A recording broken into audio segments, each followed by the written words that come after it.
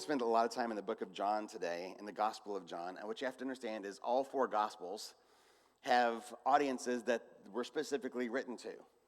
So when you think about the book of Matthew, Matthew was written to the Orthodox Jews, which is why you have the begats. There's the Beatitudes, but there's also the begats. And if you look at the first couple of chapters of Matthew, there's the so-and-so begat, so-and-so begat, so-and-so, and you're thinking, why is this in the Bible? Because the audience that Matthew was writing to was the Orthodox Jewish background, that lineage. And so what mattered to them was, where does this person fit in prophecy? What's their lineage? And where do they fit in the timeline of what God is doing in the earth? And so because they track all that, when you list out all the begats and pour it all out for them, it establishes two things. Number one, that this is not a lightweight book that we're just throwing together, but understand that this is in the context of what God is doing in the earth. But also, listen, if you look at the lineage of Jesus, every box is ticked in prophecy. He meets all the requirements, and there's only one in all of history that does, and it's Jesus. So when Matthew was written to the Jews, it was written specifically to that audience so that they would understand, when I'm about to tell you about this Jesus guy, it's him, it's the one. Now, Mark is different because Mark was written to the Romans, and the Romans didn't care about the begats. I don't care about the lineage of so-and-so begat, so-and-so begat, so-and-so. I just want to know who is he, what he say, what he do. And so Mark gets right into it, which is great. But the book of Luke was written to Gentiles, and man, I love the book of Luke because it's written to me. Right? When you start to think about, everything in the book of Luke relates to me, I can completely understand. But John is a different deal. The book of John was written to, largely, it's kind of a catch-all because everybody can relate to John, but it's kind of it's a targeted book written specifically to the Greeks. Why the Greeks? Because the Greeks considered themselves to be enlightened. They studied in deep manner philosophy. And they had different schools of philosophy and different philosophers that they respected and honored. And they also studied natural history and so many different things. And so the Greeks considered themselves enlightened. So the book of John, when John writes this epistle, this letter to this specific target audience, he's writing specifically to say, listen, I know you consider yourself enlightened, but without the light of Christ, you're in darkness. It's why the word light is used in John more than any other book of the Bible. And so it starts off, we're actually going to jump to John 12, verse 46. We're going to spend a lot of time in John today for that reason. John 12, 46 says, I have come as a light to shine in this dark world, so that all who put their trust in me will no longer remain in the dark. So John introduces a light and dark duality. Let's look at, just for a second, I want to kind of dive into it. Have you ever been in a place where it's dark, and maybe you're in this dark place and your flashlight batteries just ran out? And it's an unfamiliar place, maybe in your attic or your basement or you're just in the woods, but wherever you are, the light just ran out. Think about if you're driving at night with no headlights and no street lights. How nervous are you right now? I think about my favorite car I've ever owned. I had a 2014 Chevy Camaro SS that had some sweet modifications on it. I'm not going to get into it, but it was not stock. But when I bought it, the guy I bought it from had blacked out the windows. It was limo tint. And so these limo tint windows on this Camaro were really cool during the day. I remember there's one time that Hope and I had a date night, and it was actually still light out. And so I was getting gas in the Camaro, and I was thinking it'd be fun to startle Hope because I live like that. I've been married now for 25 years, and I'm always looking for a chance to, gotcha. And Hope, thank you. So listen, if you're new to us, when I say things that are startling, like a guy that looks as young as I do could possibly been married for 25 years, you're supposed to say, you're not that old. So if you're new to this crowd, when I say things that are shocking, like I have a daughter who's in medical school, okay. So anyway, I'm getting gas in my Camaro, and I'm going to startle Hope. And so I kind of sneak around the car, and I get right beside the passenger window. And I realize that though my nose is 2 inches away from the glass, I don't know if she jumped or not, because the glass was so dark that I couldn't see her with my nose 2 inches from the glass. I don't know if she could probably see me, but I couldn't see anything. And that was cool during the day because the car was always nice and cool. It never really got that hot in the sun, and it looked really good. But at night, it was a whole different deal. At night, I don't care if it's January and it's 14 degrees out, if I'm in a parking lot, I've got my windows down and my heater blasting, but my windows are down just so I can see what's going on around me, because with the windows up at night, I can't see anything. Really cool in the day, a problem at night because of light. So think about being someplace you're not that familiar and your flashlight goes out, or on a road with no headlights and no street lights in the dark. How this is not comfortable anymore. You can even take it and put it in the context of being someplace familiar. So, for example, if it's late at night and you want to get up and get one more drink, a sip of water from the fridge, and so you get up in the middle of the night, and you're not going to turn lights on because you don't want to wake anybody up, and you don't need the lights because honestly, it's your house. You know where everything is. You know right where stuff's at. You know where the furniture's at. You can navigate in the dark. You could really probably navigate with your eyes closed even, but so you're good. The problem is when you're married to somebody like Hope, because as sweet as she seems, she likes to get back at me for all my startles at night when it's dark. So y'all need to be praying for Pastor Hope because something's not right there. Y'all need to be lifting her up because she shouldn't be doing that to your pastor like that. That's not right. I would get up in the middle of the night. I'd go get a drink of water from the fridge, and I'd come back, and I'd just run to the bathroom real quick. And sure enough, every time I'd walk in the bathroom, Hope is standing around the corner going, ha. And she doesn't have to do much. But when it's dark, even if you're in someplace familiar and there's that unexpected sound and you don't know where it's coming from and you're like, what is that? Suddenly you go from at peace to very much not at peace, and it takes about that long because what? Because there's no light. I think about when Hope and I were at this church for 20 years, we helped launch what became their young adult ministry. So our pastor came to us and said, Leif and Hope, we want you to launch a young adult ministry. And we said, absolutely, we'd love to do that. So we're trying to get something started from nothing. So what do? We want to have a big event and invite the youth to come out to be part of this new young adult ministry. And so we planned a really cool, it was a great idea. It was Capture the Flag. So we went out to Irwin Park and we scoped out a spot. And this is perfectly situated for Capture the Flag because there's some trees, there's a little creek that's almost like perfectly dividing between one half and the other half. And there's some cover, but there's also some places to run, and it's not just in the woods, it's out there a little bit, but there is some cover.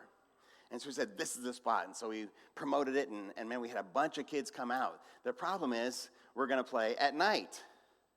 But the night we played, there was cloud cover, and so there was no moonlight, and there's no starlight. And so when we say go, all of a sudden, this Capture the Flag just became extreme Capture the Flag, because now you don't know where you are. Chances of injury are pretty high. And so sure enough, by the end of the night, we had a young kid named Rick. And Rick had the flag, and so he's being chased, and he's running back to his side so we can take the flag, and we can win the game and go back to our house for some hot chocolate and get out of the cold, and this is going to be great. The problem is that Rick ran across, remember that stream that I said divided one half from the other half, where there's like a little gully? So he's running full speed, and you know Wile E. Coyote when he runs off the edge of the cliff and his feet are still going? That's Rick. And so when he comes down on the far side of this creek, and he twists his ankle. And that's not earth-shattering, but he also got some stickers. So we take Rick back to our house, we get him situated, and we're giving him hot chocolate, but definitively, Capture the Flag ended right then and right there. Why? Because in the day, when you can navigate, this is really good territory to play Capture the Flag. At night, in the dark, this became an extreme sport. So it's important to understand that while light and dark, light is vital, we need it, we understand that, but light then, well, it's interesting to me that light is the very first thing that God said. In creation, he started off in Genesis 1, chapter 1, verse 3, let there be light. Let there be light. So God creates light first, and light overcame darkness. By God's word and his spirit, light is still overcoming darkness. This is the Apostle John's testimony as he writes about Jesus. And he says that Jesus is sent into the world to be the light of God. He says that in John chapter 8, verse 12. He says that in John chapter 12, verse 6.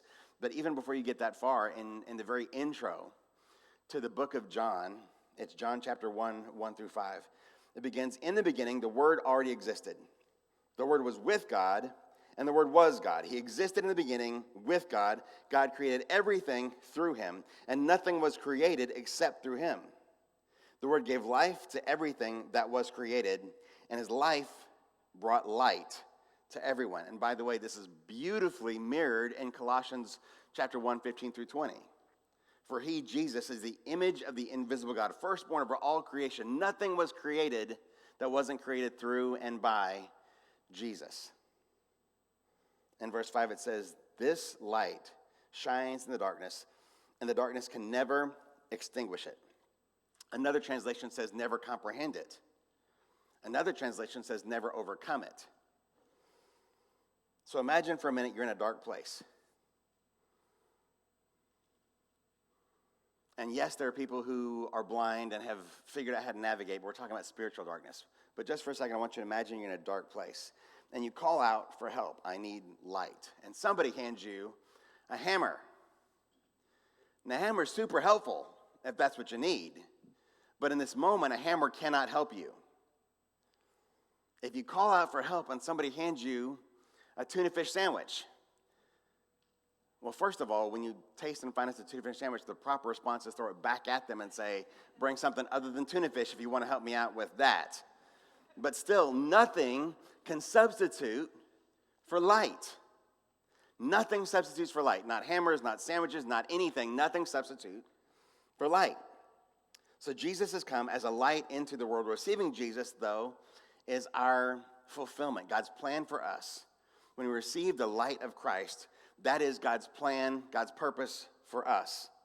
Receiving the light of Jesus means having faith in God. That is trusting God as the source of light, trusting the light of God's truth, trusting that God's light brightens the darkness of our days, and trusting that God's light gives us hope and rest. In Matthew chapter 11, 28, that Jesus says, all who come to me will find rest. All who come to me will find rest. In this season, we had 7 weeks of our church, and then all of a sudden we're shut down for COVID. And it just seems like the world is getting crazier and crazier. It's almost incomprehensible. How do we end up in this place?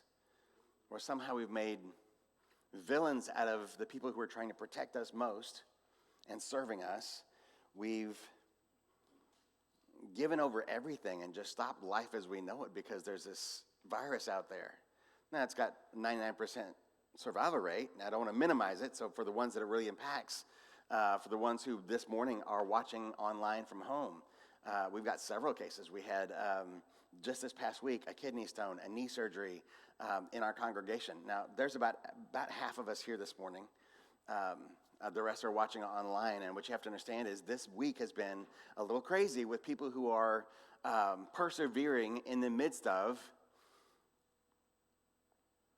what is becoming an unreasonable panic. And I say that, I don't mean that lightly. I'm not trying to, if you're super anxious about COVID, I want you to understand, I'm not minimizing that, but I do want you to understand that we're called to walk in the path of peace, the way of peace, and we're not supposed to give ourselves over to anxiety. And so what does it look like? When we walk in the path of peace, when we find rest for our souls, when we accept the light of Christ, when we find rest for our souls, it can seem like, though, that we're still stumbling in the dark.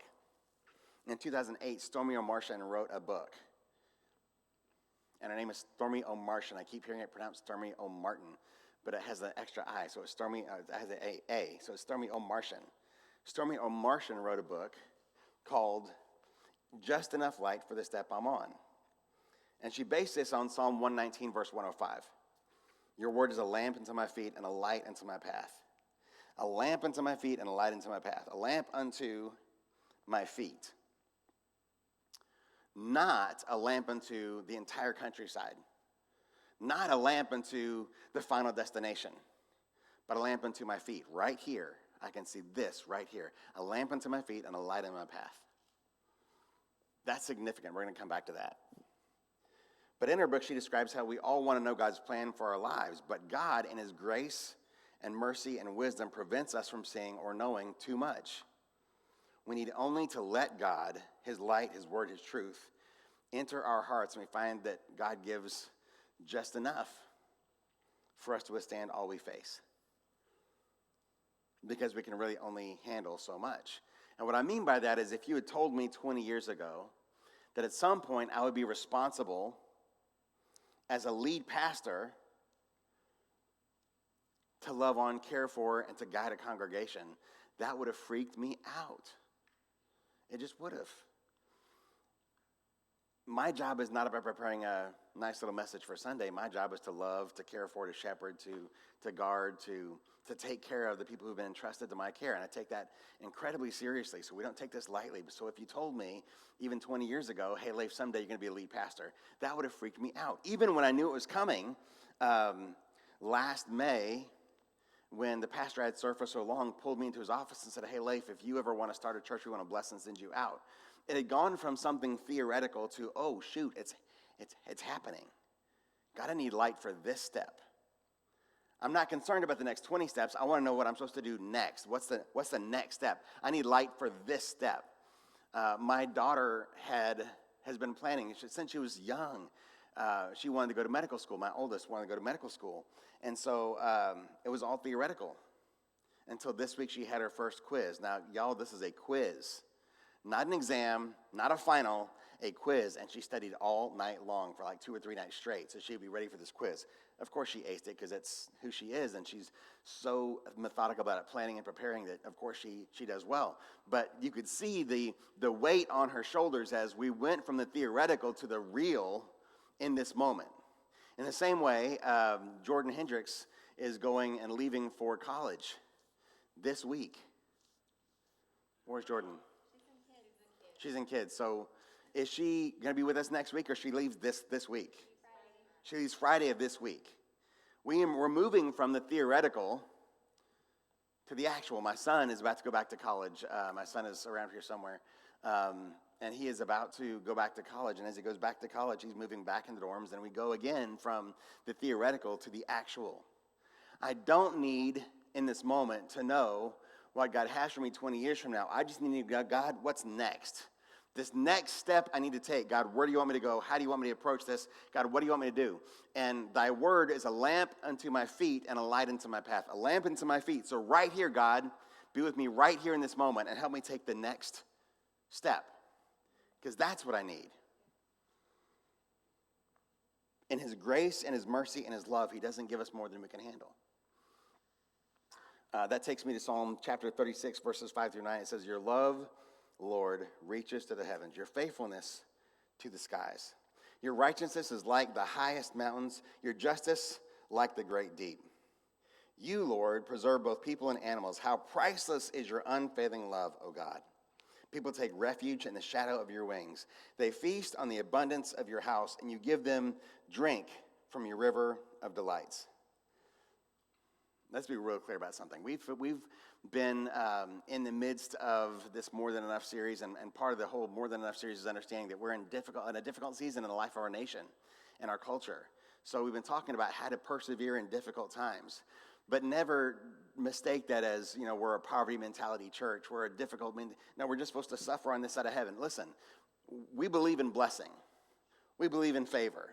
We believe in these things, but we understand that we're not blessed so that we can be blessed. We're blessed to be a blessing. We're supposed to be living this out so we can be a blessing to those around us. But there will be times, part of what's gotten a lot of the prosperity teaching off balance is we can almost begin to believe like I'm supposed to just be blessed and I'm never supposed to have another hard day again because after all I'm blessed. And I'm never supposed to really struggle again because after all I'm blessed. Hashtag blessed. Blessed, blessed, blessed, blessed, blessed, blessed, blessed. That's the Christian walk. No. He tells us in advance, in this world you will have trouble, but fear not, for I've already overcome the world. So this whole deal, understanding that we believe in prosperity. We believe that God wants to bless us so we can be a blessing to others. We believe that we serve a God who still heals today, a God who still delivers today. But we don't take that to the nth degree to say, but so we're never going to have struggle again. We're going to struggle, but it's okay because he goes with us in the midst of our struggles. We never struggle alone. And that's the beautiful part. In verse 9 to continue, it says, for with you is the fountain of life. In your light, we see light. In your light, we see light. That is a really weird phrase. What does it mean to say, in your light, we see light? And this is how we're going to tie this back to the whole peace series. Because how many of you have ever shopped for a car, and you thought when you were looking at the car, okay, I like this one. It's unique. Not everybody's driving. You don't see just a ton of these on the road. It's got all the stuff I want. I like this car. And so you are studying, and if you're like me at all, we're not just going to go walk into the dealership and buy a car. We're going to study, and what do I like most, and what are the features I really want. And so you're thinking, I found a car that's unique, and not everybody drives one, until you get on the road. And suddenly it seems like every other car is that model. What is that about? Because suddenly we become attuned. Our eyes are looking out in a sea of cars without, it's the way God created our brains. When we're in the midst of something, we begin to readily identify that thing everywhere we look. So maybe you never noticed that car before, but now you're in the market for the car, and suddenly almost every car, it seems like, is that car. Why? Because your brain is tuned to that. Well, in God's light, we see light because if we'll tune our brains to see the blessing and the favor and the mercy and the goodness and the faithfulness, the strength, the power, the grace of our God, then we begin to see it everywhere we look. It's why Philippians 4, verse 8, that we talked about at length last week, says, finally, brothers, whatsoever things are true, noble, lovely, of a good report, anything praiseworthy or virtuous, think on these things. Think on these things. Why? Because if you begin to focus on the good things about God, you'll see it everywhere you look. Because our God is faithful and strong and true. He never fails. His goodness is on display all around us everywhere we look. All we have to do is in His light, we're now able to see light. If you're looking around you and it just seems like everything is dark all the time, I would really encourage you to go back to Philippians chapter 4, verse 8. What are the things you're allowing yourself to think on? When we trust God, His word and His light, we begin to see that God is faithful and true, steadfast and unchanging, just like He says. But yes, there are times when world events, personal tragedies, can plunge us into darkness, and we may feel like the light has been snuffed out. But the Bible assures us, God's word assures us and affirms that whatever happens, God's light in Jesus still shines. Even today, all we need to do is take Him at His word. Robert Fulghum wrote a book called All I Ever Need to Know I Learned in Kindergarten. In the book, he talks about visiting an institute dedicated after World War II to healing the rift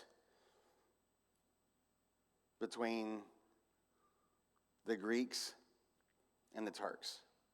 And this institute was on the island of Crete. And so Robert Fulghum went to go visit this institute. And somewhere along the way, he actually, towards the end, stops and asks the leader, one of the leaders of this place, his name was Alexandros Papandreou. He says,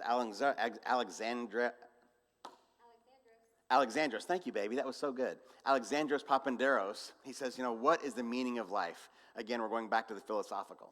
So Alexandros Papandreou considers for a minute, and he reaches into his pocket, and he pulls out a small round mirror, about the size of a quarter. He said, I was a small child during the war. One day on the road, I found a broken mirror, and I kept the largest piece, this one. And I began to play with it. I became fascinated with it. I noticed that it could reflect light into dark places where the sun would never shine. Deep holes, crevices, dark closets. I kept the little mirror, and as a man, I grew to understand this was not just a child's game, but a metaphor for what I could do with my life. Namely, that I'm a fragment of a mirror whose whole design I do not know. But with what I have, I can reflect light, truth, understanding, meaning, knowledge into black places in the hearts of men and change some things in some people. Perhaps others may see and do likewise. This is what I do. We too reflect whatever light we can to give light to those around us in darkness. Philippians chapter 2, verse 14 through 16 says, do all things without grumbling or disputing. Do all things without grumbling or disputing.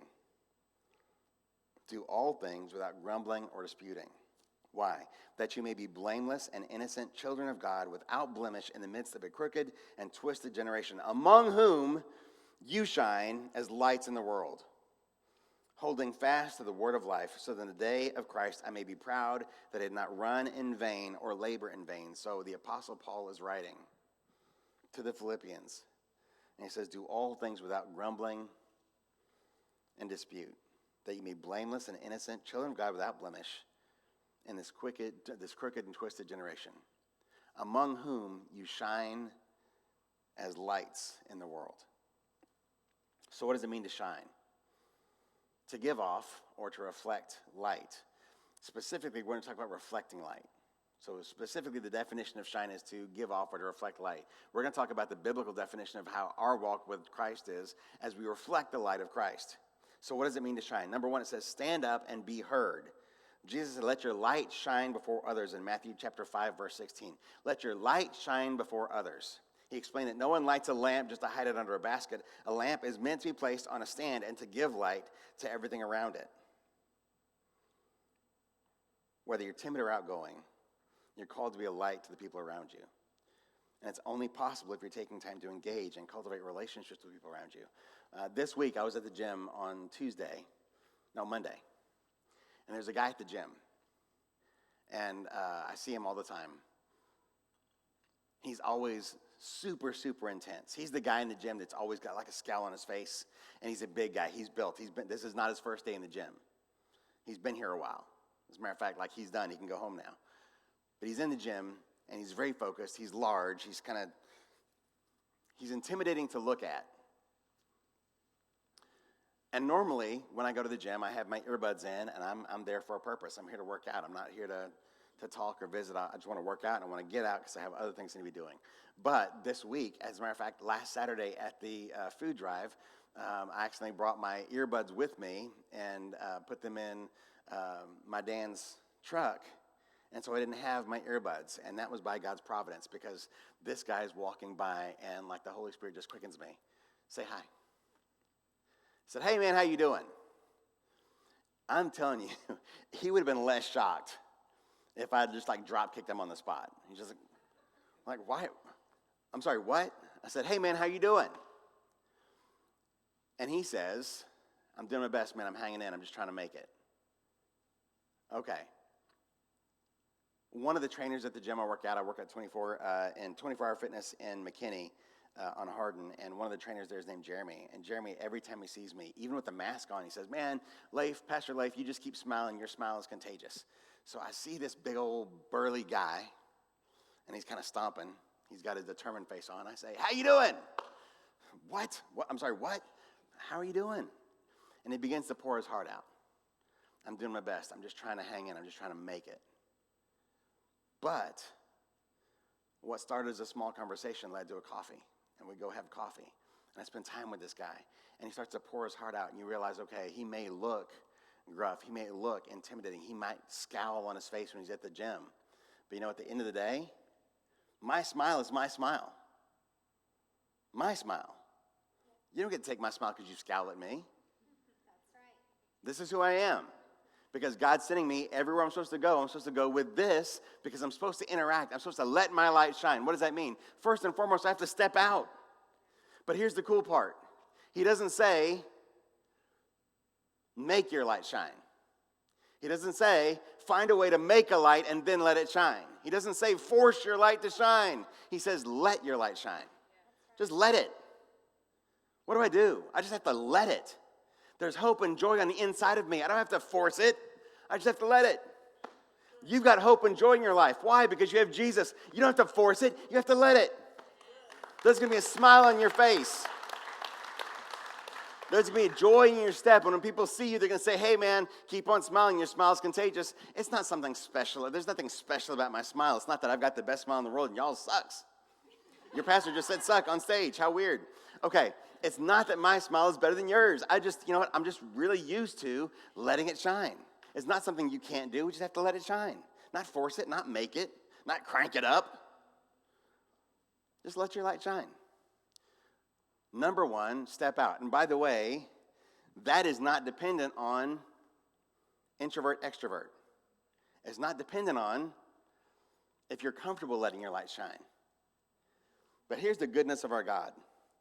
If you're an introvert, I think about one of my great friends, Seth Rose, who's actually not here today. He's one of our guys that runs the soundboard. He's online? Okay, Seth Rose. Hey, Seth, I'm talking about you, bud. Hey, Seth Rose is one of the most genuine, loving, gracious people you're ever going to meet. But he's crazy introverted. What I'm not saying is, Seth, you got to go to the gym. You have to start talking to people at the gym. Oh, my gosh, that'd be like the worst thing ever for poor Seth. Like, hey, Seth, here's what I want you to do. I want you to go join 24 Hour Fitness. Well, you probably you're a member somewhere. But go to your gym and just start smiling at everybody and just start asking people how they're doing. That would be like, Pastor Leif, I love you. I can't do that. No, I'm not going to do that. Here's the thing. Don't make me do that either. No. Yeah, Hope can't do that either. But here's what you got to do. Let your light shine. However it shines through you, let your light shine. If you're an introvert, I'm not saying you have to force yourself to be an extrovert. I'm not trying to say you have to fake it. You don't have to fake it. You just have to be genuine in who you are. Here's the thing. My wife is a crazy level introvert. You might not know it when she stands up on stage and smiles at everybody, but she's an off-the-charts introvert. Seth, off-the-charts introvert. But when Seth gets around other introverts and they start introverting together, they always have a good time. So I'm not saying you have to be something you're not. I'm saying you have to let your light shine. However your light shines. God made you perfect the way you are. You might be walking through some stuff. There might be some stuff that you need to get rid of and let go of. But God made you who you are because he's going to send you across people's paths that need who you are, not somebody else. So here's the thing. If you're an introvert, that's okay. Still let your light shine. And all your introvertness, let your light shine. If you're an extrovert and you're loud and over the top, like somebody I know, be that. Just let your light shine. Be like Pops. Pops is one of those extroverted guys. He just loves on everybody. And, you get Pops wherever you go. You get Pops on a street corner. If you get Pops riding his bike on the road, Pops is going to smile at you. This big old guy on a big old bike with his buzz haircut and his crazy beard. You think he's going to scowl at me. If I look at him too long, he's going to start cursing at me. No, Pops is going to smile at you, love you, high five you, give you a hug, pray for you. He looks like a big old scary guy, but on his bike, I tell you, there's nobody sweeter and more tender-hearted than Pops. So if you don't know Pops, you need to get to know Pops.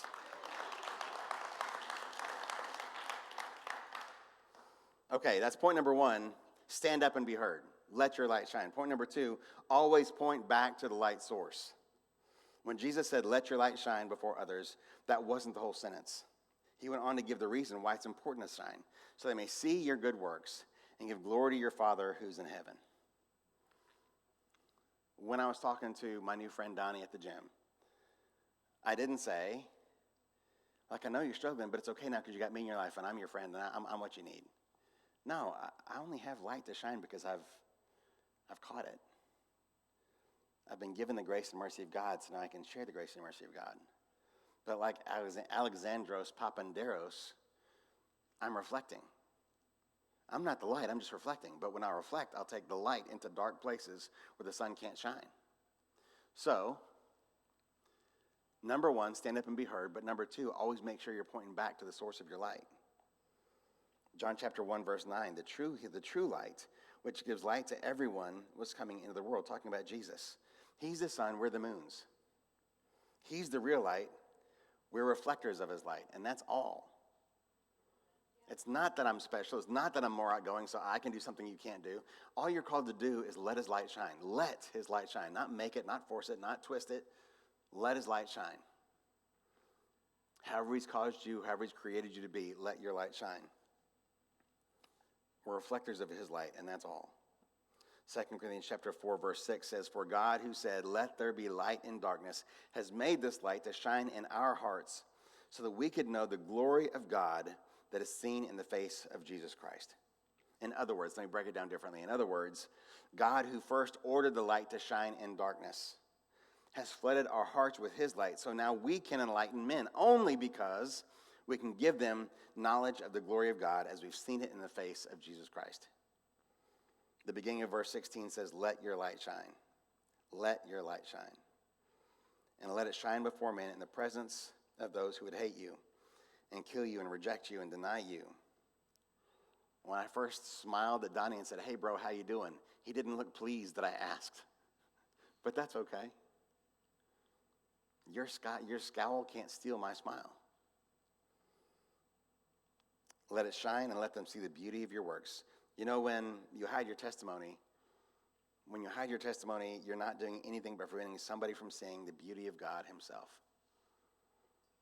When you don't testify, you're just withholding from someone that which they most desperately need if they're ever going to come to know and walk in relationship with our God. Specifically in this season, we might be in a difficult season and personally in our lives. For some of you, COVID has touched you very personally. For others of you, it's been cancer or some other illness, kidney stones for our friend Sid, who's recovering beautifully. But kidney stones for some, cancer for others, COVID for others, job loss for still others, food insecurity for still others. Again, we're not just hashtag blessed so we can be blessed, blessed, blessed. We're hashtag blessed because we're blessed to be a blessing. That means that even in the midst of our dark times, there can be purpose connected to your pain. There can be purpose connected to your pain.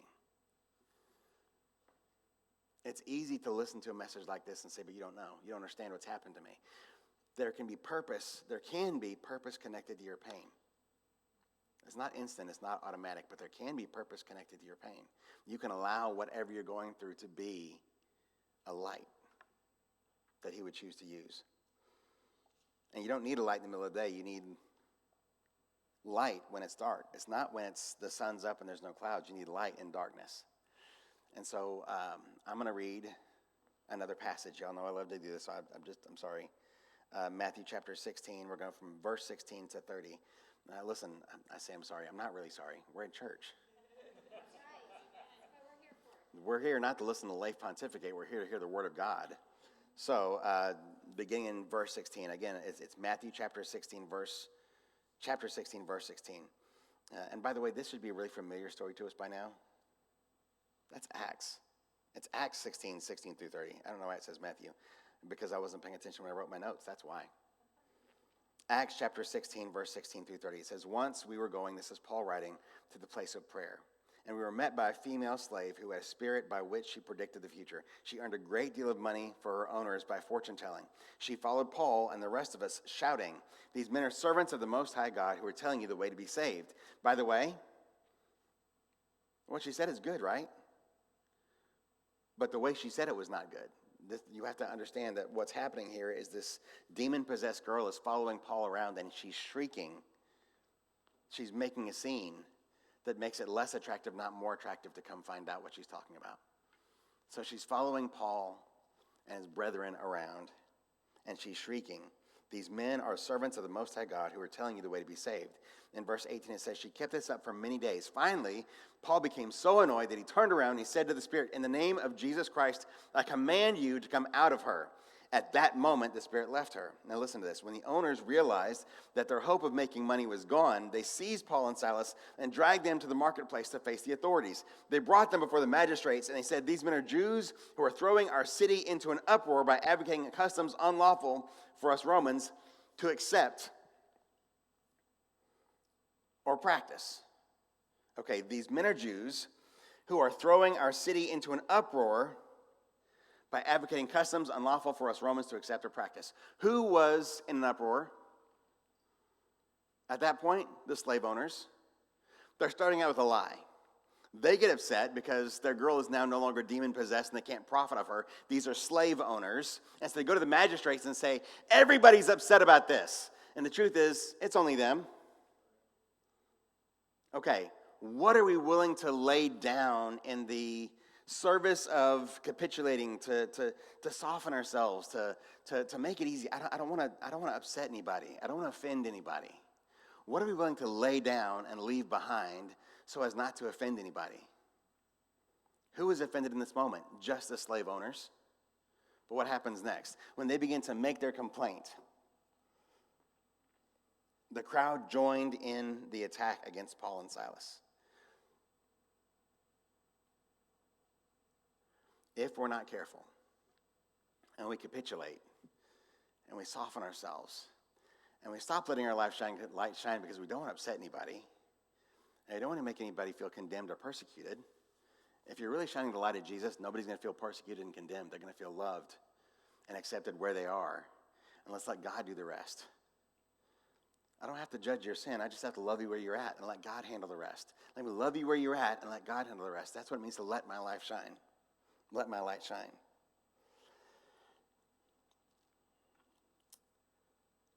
The crowd joined in the attack against Paul and Silas, and the magistrates ordered them to be stripped and beaten with rods. And after they had been severely flogged, they were thrown into prison. And the jailer was commanded to guard them carefully. By the way, when it says the jailer was commanded to guard them carefully, like he's a jailer in a jail, why would he not guard them?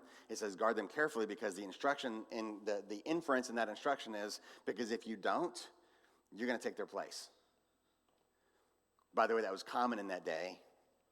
But it says guard them carefully. And when he received these orders, he put them in the inner cell and fastened their feet in stocks. About midnight, Paul and Silas were praying and singing hymns to God. And listen to this. And the other prisoners were listening to them. The other prisoners were listening to them as they prayed and worshiped God.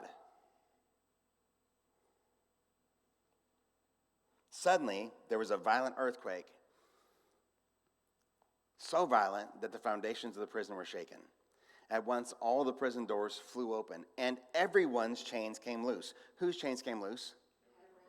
Just Paul and Silas? Everyone's chains came loose. Why? Everyone's chains came loose. The jailer woke up, and when he saw the prison doors open, he drew his sword and was about to kill himself because he thought the prisoners had escaped. And remember, he said, guard them carefully, which means, by the way, if you don't guard them carefully, you're going to die in their place.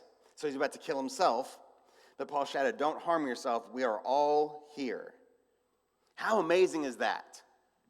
First and foremost, that as they begin to pray and worship God, all the other prisoners are paying attention and leaning in. Like, what are those guys praying about? What are those guys happy about? What are those guys singing praise about? They're in jail for doing a good thing. But the mob got riled up against them. They were beaten with rods and thrown in jail and had their feet placed in stocks. And yet they're praising and singing hymns, praying and singing hymns to God. All the other prisoners are leaning in and listening to what they're saying. Why? Because something different is happening. And then the earthquake comes. The prison doors fly open. All the chains fall off. Not just theirs, everybody's chains fall off. And the result is that this prison guard and his family are led and won to the Lord. Because he's amazed that when they all had their chance at freedom, everyone stayed put. The jailer, though, didn't go to every single prisoner and say, hey, come back to my house. I want to talk to you and find out more about this thing, because they didn't know about the thing. Everybody's paying attention to Paul and Silas, because Paul and Silas in the middle of the battle are still praying and praising.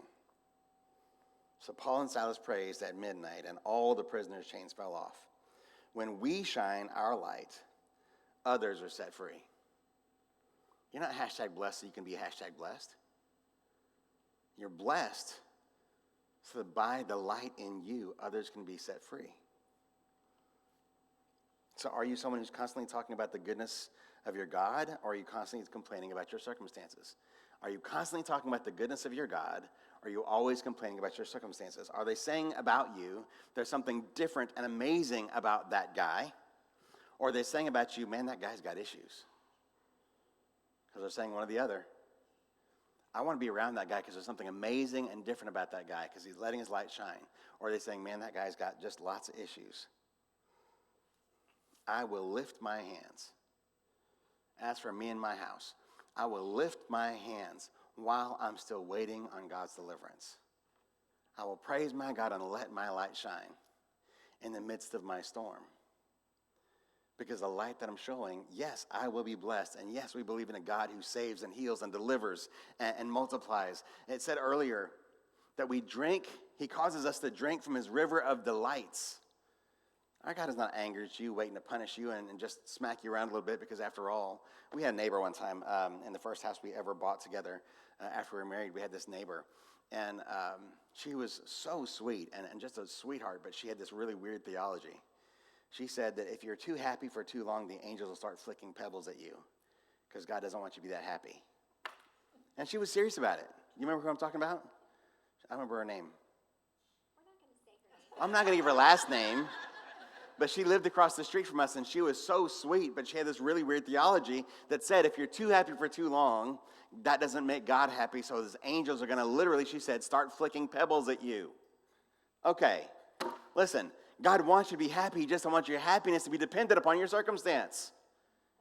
Your happiness is not dependent upon your circumstance. And this is why it ties to the last couple of weeks on peace. Your peace is not dependent upon your circumstance. Your peace is the path of peace, the way of peace we're supposed to be walking in. And as we walk in this path of peace, we're supposed to be letting our light shine, because when we do, it's not just us that's set free.